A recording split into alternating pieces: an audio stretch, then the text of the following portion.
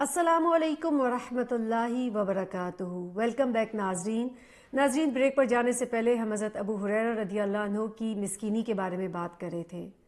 کہتے ہیں کہ حضرت ابو ہریرہ ایک روز لکڑیوں کا گٹھرا اٹھائے مدینہ کے بازار سے گزر رہے تھے۔ کیا آپ جانتے ہیں اس وقت ان کی کیا پوزیشن تھی؟ وہ اس وقت گورنر تھے۔ گورنر ہونے کے باوجود اپنے سر پہ لکڑیوں کا گٹھا اٹھا کر جا رہے تھے۔ سلمہ بن مالک کے پاس سے گزرے تو انہوں نے کہا ہے، اے ابن مالک، اپنے گورنر کے لیے راستہ وسیع کر دو۔ یہ تھے حضرت ابو ہریرہ، جو باوجود اس کے کہ ایک گورنر تھے پھر بھی ان کے اندر اتنی عاجزی تھی۔ حضرت ابو ہریرہ عالم ہونے کے ساتھ ساتھ تقویٰ کے اعلیٰ معیار پر قائم تھے۔ دن کو روزہ رکھتے اور رات کو عبادت میں مشغول رہتے۔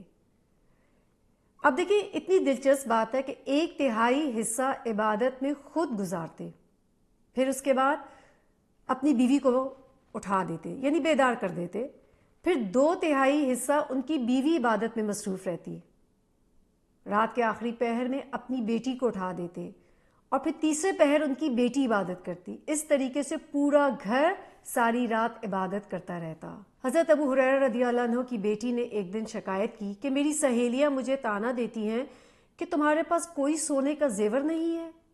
حضرت ابو ہریرہ نے جواب دیا کہ انہیں کہنا میرے والد جہنم کے انگاروں سے ڈرتے ہیں۔ یعنی حضرت ابو ہریرہ کو اس بات کا ڈر تھا کہ کہیں زیور پر اگر زکوٰۃ نہ دی گئی تو کہیں یہ نہ ہو جائے کہ وہ ان کے لیے جہنم کے انگارے بن جائیں۔ والدین کے ساتھ نہایت حسن سلوک سے پیش آتے تھے اور اس کی لوگوں کو بھی ترغیب دیتے تھے۔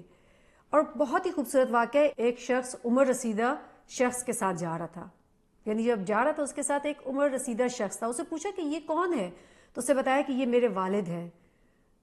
تو حضرت ابو ہریرہ نے اس جوان شخص کو نصیحت کی کہ دیکھو، ان کو کبھی ان کے نام سے نہیں پکارنا، کبھی ان کے آگے نہیں چلنا، اور کبھی ان سے پہلے نہیں بیٹھنا۔ یعنی ایک جوان کی تربیت کی کہ وہ اپنے والد کی کس طریقے سے عزت کرے۔ کہتے کہ موت کے قریب آپ زار و قطار رونے لگے۔ لوگوں نے پوچھا، آپ کیوں رو رہے ہیں؟ تو آپ نے فرمایا، میں تمہاری اس دنیا پر نہیں روتا، میں تو اس لیے روتا ہوں کہ سفر لمبا ہے، آزاد راہ بہت تھوڑا ہے۔ میں اس راستے کے کنارے پر کھڑا ہوں جو مجھے جنت یا جہنم میں لے جائے گا، اور میں نہیں جانتا کہ میرا انجام کیا ہوگا۔ مرتے وقت اللہ تعالیٰ سے دعا کی، اے اللہ، میں تیری ملاقات کو محبوب جانتا ہوں، تو بھی میری ملاقات کو محبوب جان، اور جلد اپنی زیارت مجھے نصیب فرما۔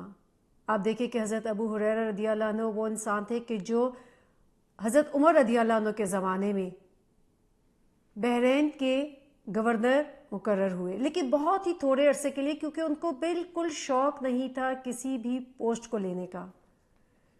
کہتے ہیں کہ 681 میں ان کی 78 ایئرز میں وفات ہوئی اور آپ کو جنت البقیع میں دفنایا گیا۔ رضی اللہ عنہم ورضوا عنہ۔